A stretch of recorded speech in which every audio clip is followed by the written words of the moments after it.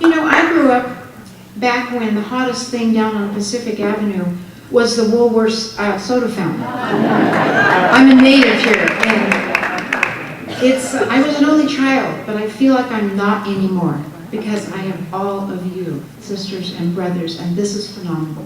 Thank you for coming. I'm going to read to you a poem from I Am Nothing Without My Dead in the book, and it is a poem that I wrote on the 17th anniversary of my son's death. It was written in the valley at Yosemite with my husband there on a beautiful October day, and something happened that day where I reconciled, I was transformed, and I think the message of all that is that our dead are never gone and love never ends. So to all of you, this is something eternal that we still hold.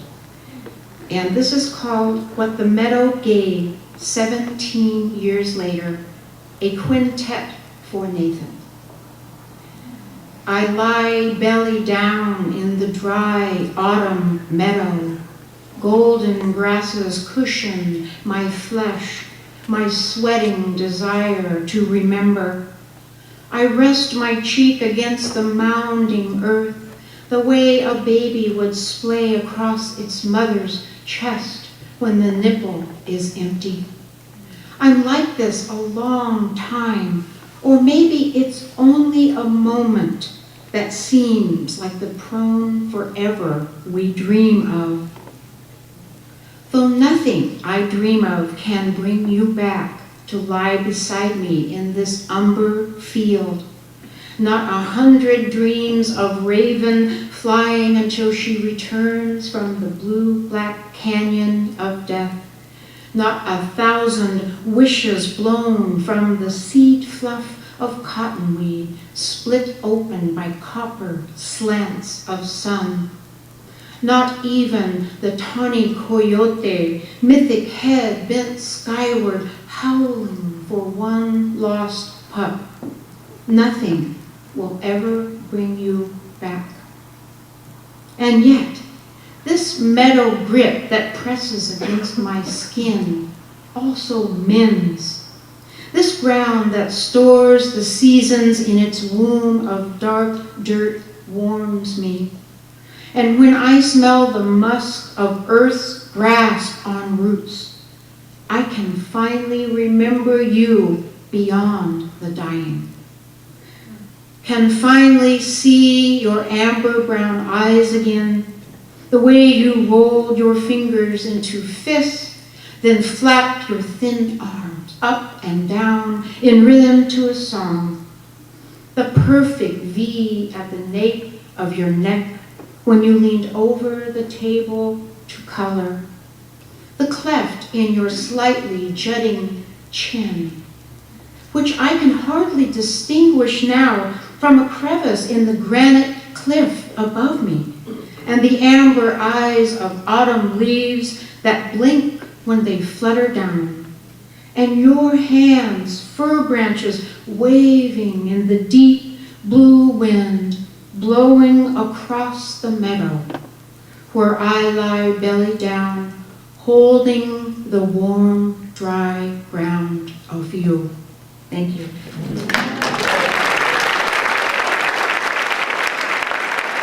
Jean Mahoney is a writer who roams and wanders in and out of the fog in Santa Cruz, California. She has been writing for forever, at least since 1958, when she published 2 editions of the Mahoney Family News in her own handwriting. Since then, she has enjoyed writing poetry, essays, and short stories, and hopes to continue this practice until at least 2048. And I can add, this is my beloved spouse.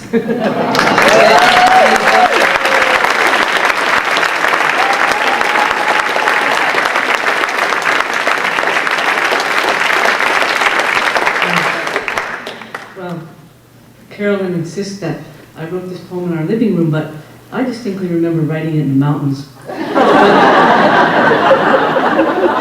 It works anywhere. And this is advice.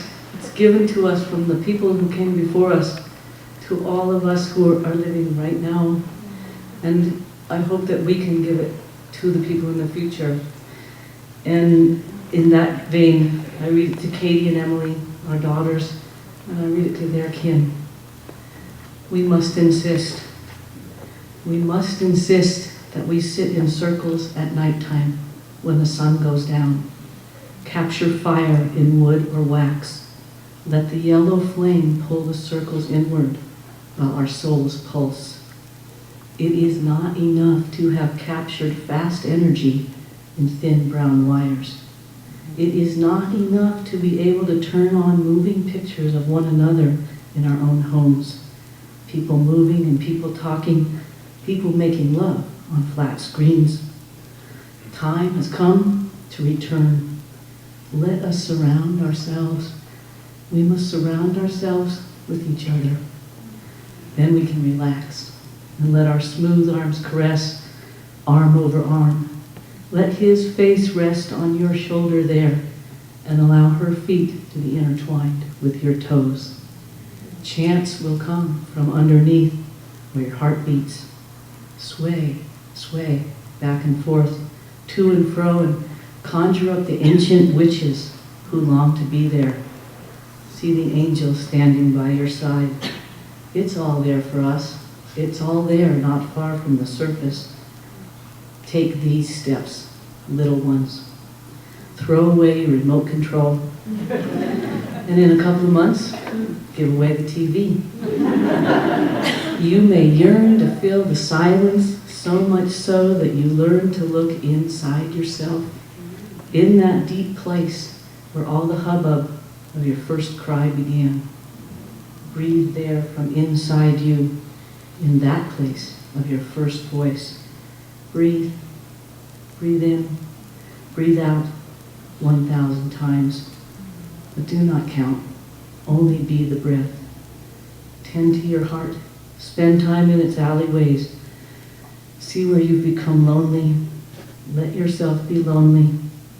Hear the wolf howling there. Look into his lime green eyes. Get your feet to take you walking. Find others. Invite them over. Light a fire of wood or wax. Join hands. It is most necessary. Thank you.